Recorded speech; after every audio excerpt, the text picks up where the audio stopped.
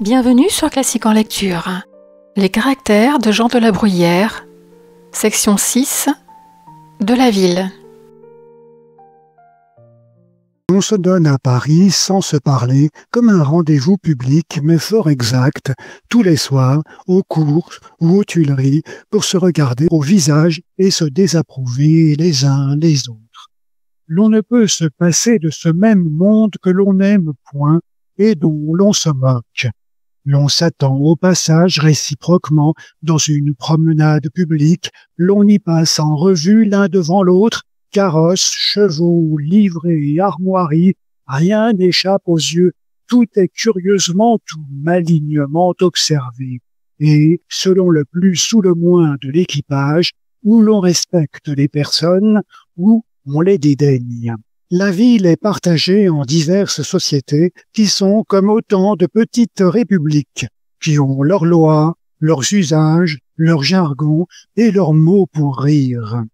Tant que cet assemblage est dans sa force et que l'entêtement subsiste, l'on ne trouve rien de bien dit ou de bien fait que ce qui part des siens, et l'on est incapable de goûter ce qui vient d'ailleurs.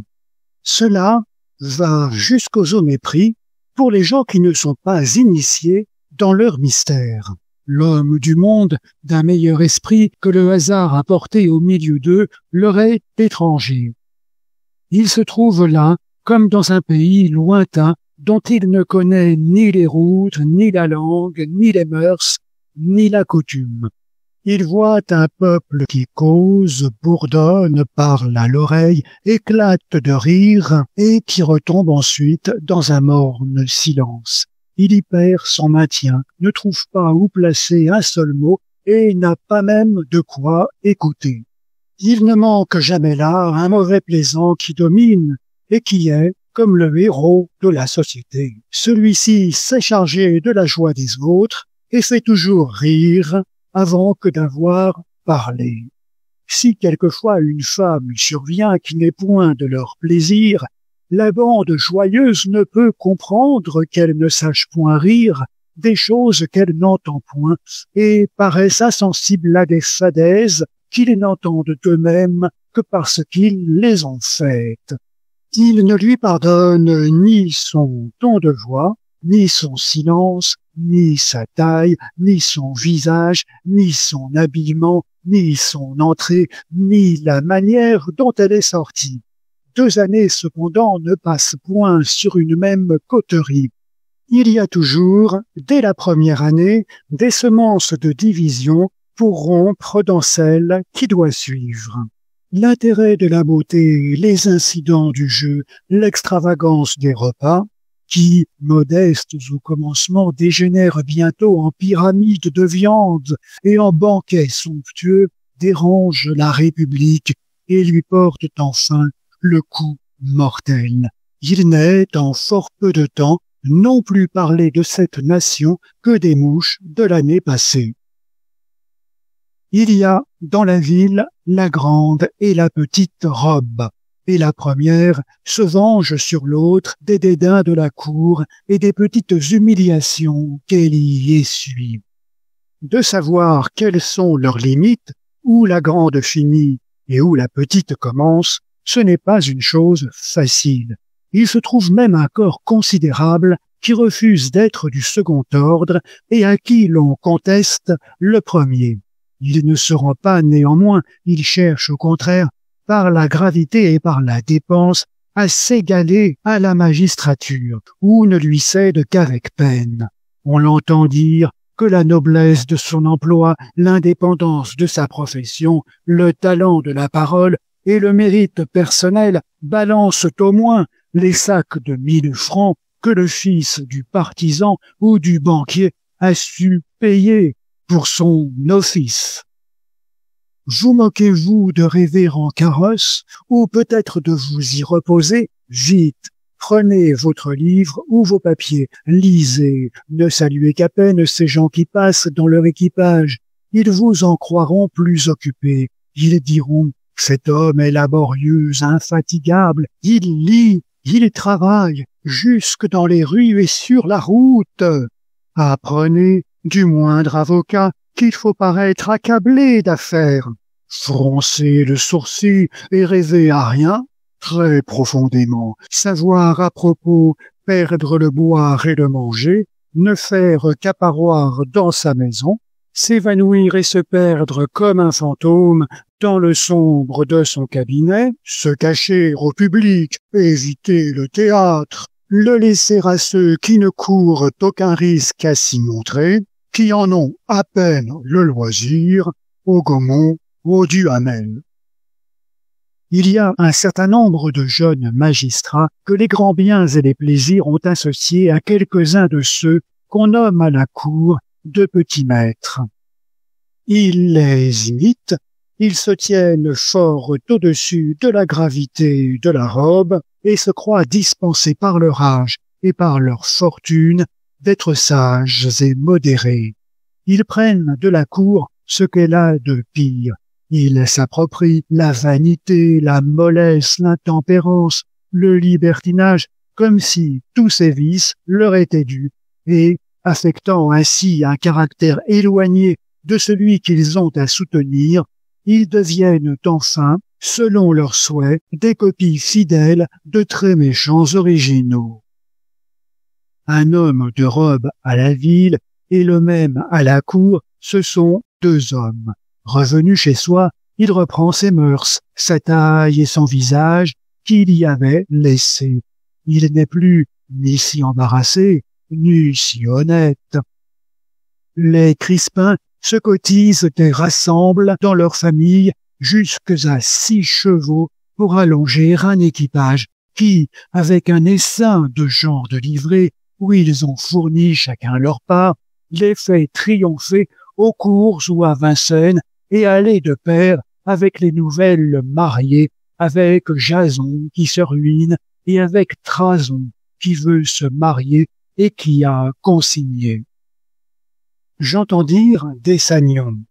Même nom, mêmes armes, la branche aînée, la branche cadette, les cadets de la seconde branche, ceux-là portent les armes pleines, ceux-ci brisent d'un lambel et les autres d'une bordure dentelée. Ils ont avec les Bourbons, sur une même couleur, un même métal. Ils portent, comme eux, 2 et 1.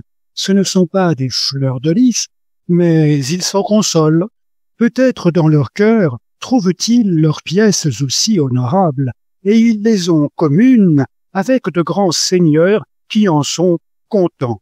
On les voit sur les litres et sur les vitrages, sur la porte de leur château, sur le pilier de leur haute justice, où ils viennent de faire pendre un homme qui méritait le bannissement. Elles s'offrent aux yeux de toutes parts. Elles sont sur les meubles et sur les serrures. Elles sont semées sur les carrosses. Leurs livrées ne déshonorent point leurs armoiries. Je dirais volontiers aux Sagnons, votre folie est prématurée. Attendez du moins que le siècle s'achève sur votre race. Ceux qui ont vu votre grand-père, qui lui ont parlé, sont vieux et ne sauraient plus vivre longtemps. Qui pourra dire comme eux, là il étalait et il vendait très cher. Les Sagnons et les Crispins veulent encore davantage que l'on dise d'eux qu'ils font une plus grande dépense qu'ils n'aiment à la faire. Ils font un récit long et ennuyeux d'une fête ou d'un repas qu'ils ont donné. Ils disent l'argent qu'ils ont perdu au jeu et ils plaignent fort haut celui qu'ils n'ont pas songé à perdre. Ils parlent jargon et mystère sur de certaines femmes. Ils ont réciproquement 100 choses plaisantes à se conter. Ils ont fait depuis peu des découvertes. Ils se passent les uns aux autres qu'ils sont gens à belles aventures. L'un d'eux, qui s'est couché tard à la campagne et qui voudrait dormir, se lève matin, chose des guêtres, endosse un habit de toile, passe un cordon roupant le fourniment, renoue ses cheveux, prend un fusil, le voilà chasseur. S'il tirait bien, il revient de nuit mouillé et recru, sans avoir tué. Il retourne à la chasse le lendemain et il passe tout le jour à manquer des grives ou des perdrix. Un autre, avec quelque mauvais chien, aurait envie de dire « ma meute », Il sait un rendez-vous de chasse, il s'y trouve. Il est au laissez-court, il entre dans le fort, se mêle avec les piqueurs, il a un corps. Il ne dit pas comme Ménalipe, ai-je du plaisir, il croit en avoir. Il oublie lois et procédures, c'est un Hippolyte. Ménandre, qui le vit hier sur un procès qui est en ses mains, ne reconnaîtrait pas aujourd'hui son rapporteur. Le voyez-vous le lendemain à sa chambre où l'on va juger une cause grave et capitale. Il se fait entourer de ses confrères. Il le raconte comme il n'a point perdu le cerf de meute, comme il s'est étouffé de crier après les chiens qui étaient en défaut, ou après ceux des chasseurs qui prenaient le change, qu'il a vu donner les 6 chiens.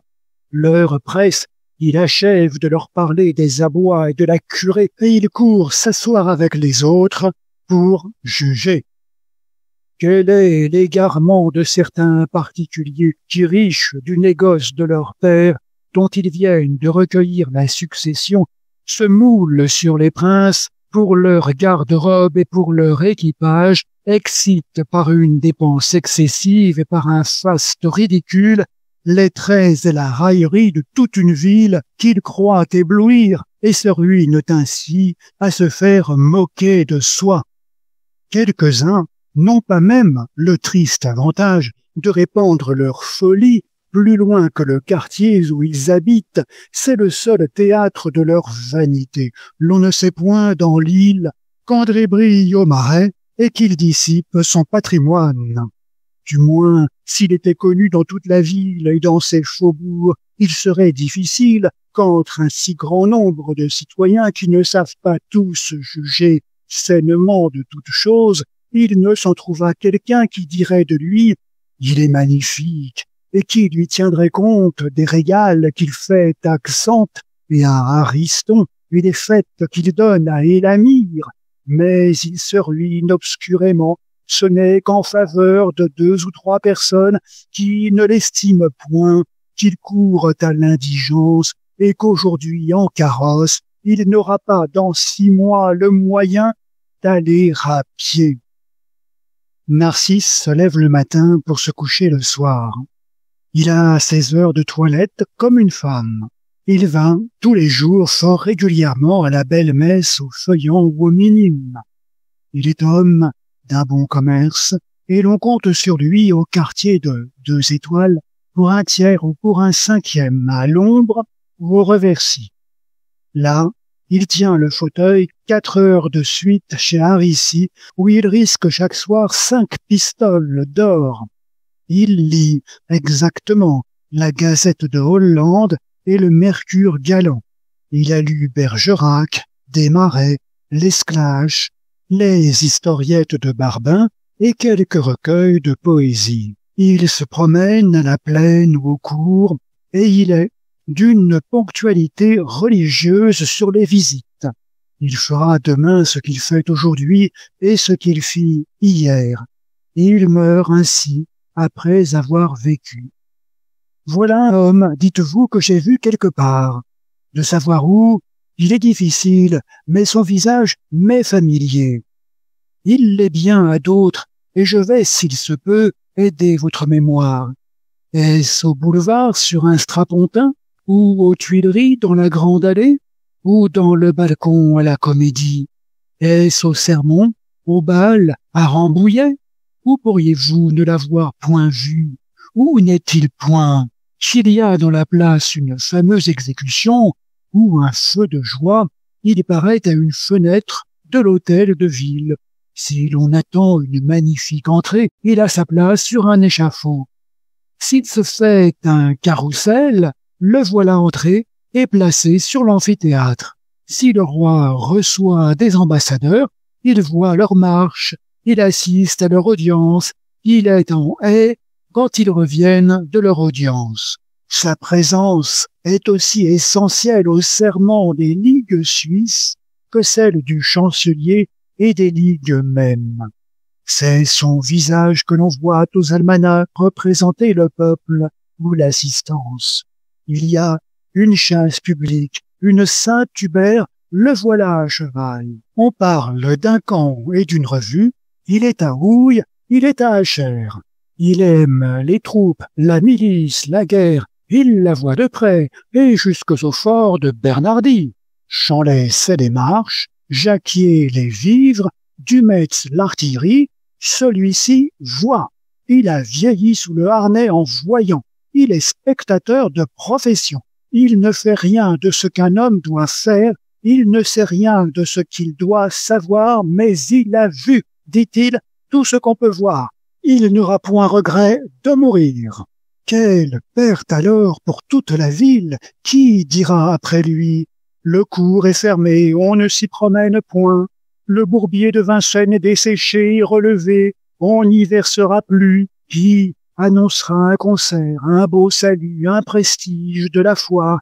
Qui vous avertira que Beaumaviel mourut hier, que Rochois est enrhumé et ne chantera de 8 jours? Qui connaîtra comme lui un bourgeois à ses armes et à ses livrées? Qui dira Scapin porte des fleurs de lys? Et qui en sera plus édifié? Qui prononcera avec plus de vanité et d'emphase le nom d'une simple bourgeoise? Qui sera mieux fourni de vaudeville? Qui saura, comme lui, chanter à table tout un dialogue de l'opéra et les fureurs de Roland dans une ruelle? Enfin, puisqu'il y a à la ville comme ailleurs de fort sottes gens, des gens fades, oisifs, désoccupés, qui pourra aussi parfaitement leur convenir? Pénible coutume, asservissement incommode, se chercher incessamment les unes les autres avec l'impatience de ne se point rencontrer, ne se rencontrer que pour se dire des riens, que pour s'apprendre réciproquement des choses dont on est également instruite et dont il n'importe peu que l'on soit instruite, n'entrer dans une chambre précisément que pour en sortir, ne sortir de chez soi l'après-dîner que pour y rentrer le soir, fort satisfaite d'avoir vu en 5 petites heures 3 Suisses, une femme que l'on connaît à peine et une autre que l'on n'aime guère. Qui considérerait bien le prix du temps et combien sa perte est irréparable, pleurerait amèrement sur de si grandes misères. On s'élève à la ville dans une indifférence grossière des choses rurales et champêtres. On distingue à peine la plante qui porte le chanvre d'avec celle qui produit le lin, et le blé froment d'avec les seigles, et l'un ou l'autre d'avec le méteil. On se contente de se nourrir et de s'habiller. Ne parlez pas à un grand nombre de bourgeois, ni de Guéret, ni de Baliveau, ni de Provins, ni de Regain, si vous voulez être entendus. Ces termes, pour eux, ne sont pas français.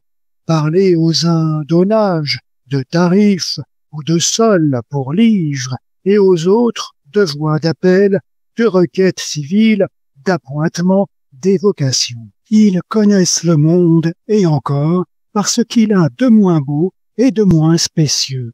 Ils ignorent la nature, ses commencements, ses progrès, ses dons et ses largesses. Leur ignorance souvent est volontaire et fondée sur l'estime qu'ils ont pour leur profession et pour leur talent.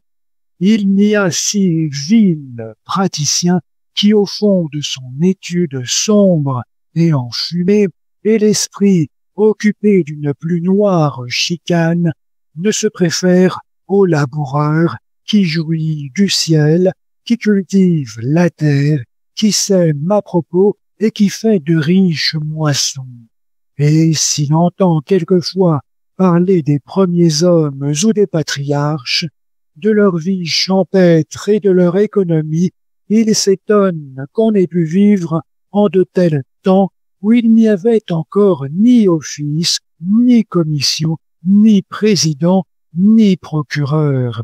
Il ne comprend pas qu'on n'ait jamais pu se passer du greffe, du parquet et de la buvette. Les empereurs n'ont jamais triomphé à Rome si mollement, si commodément, ni si sûrement même contre le vent, la pluie, la poudre et le soleil, que le bourgeois sait à Paris se faire mener par toute la ville. Quelle distance de cet usage à la mule de leurs ancêtres!